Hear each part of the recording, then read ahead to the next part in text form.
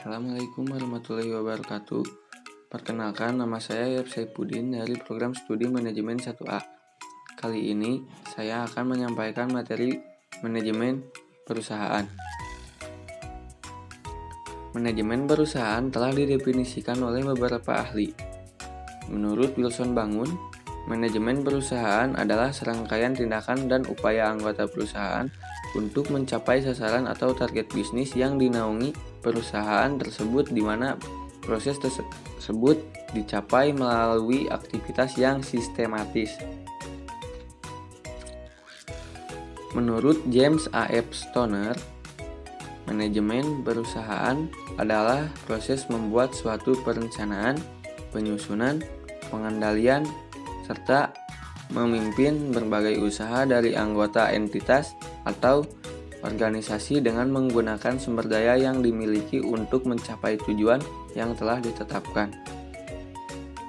Menurut Lawrence A. Apley, manajemen perusahaan adalah suatu seni untuk mencapai sebuah tujuan yang diinginkan dan dilaksanakan dengan usaha orang lain. Menurut Mary Parker Polet, manajemen perusahaan adalah suatu seni tiap-tiap pekerjaan bisa diselesaikan dengan bantuan orang lain.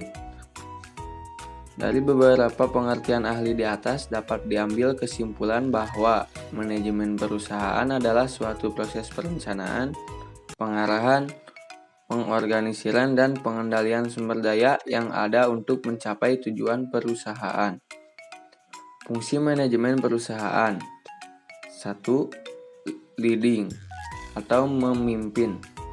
Dalam perusahaan, ada seorang manajer yang bertanggung jawab untuk memimpin dalam suatu manajemen.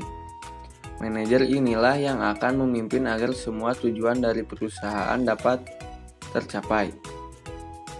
Tugas dari seorang manajer perusahaan yaitu mengambil berbagai keputusan penting, melakukan komunikasi dengan berbagai pihak, memberikan motivasi kepada level di bawahnya, pemilihan sumber daya manusia yang tepat, pengembangan sumber daya manusia.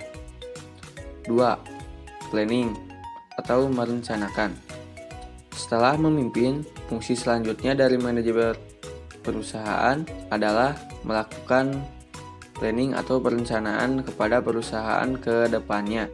Dalam perencanaan meliputi menentukan jenis kegiatan yang tepat, menentukan waktu pelaksanaan kegiatan yang pas, membuat target kegiatan, mengatur jadwal kegiatan, mengendalikan semua kegiatan agar tidak melenceng, membuat standar operasional prosedur dari kegiatan agar tidak membingungkan sumber daya manusia.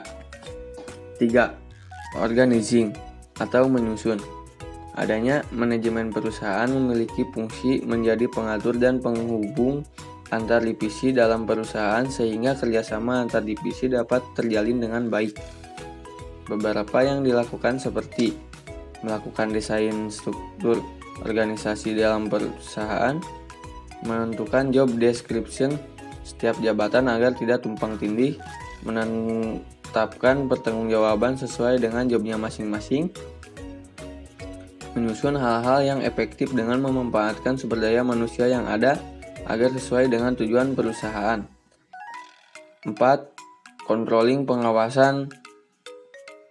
Fungsi manajemen yang terakhir adalah pengawasan, pengendalian, dan pengamatan. Beberapa kegiatan yang dilakukan seperti melakukan pengecekan terhadap progres pekerjaan, melakukan pengukuran pada setiap hasil pekerjaan apakah memenuhi atau tidak, melakukan tindakan perbaikan jika ada sesuatu yang salah, dan juga melakukan koreksi terhadap kesalahan.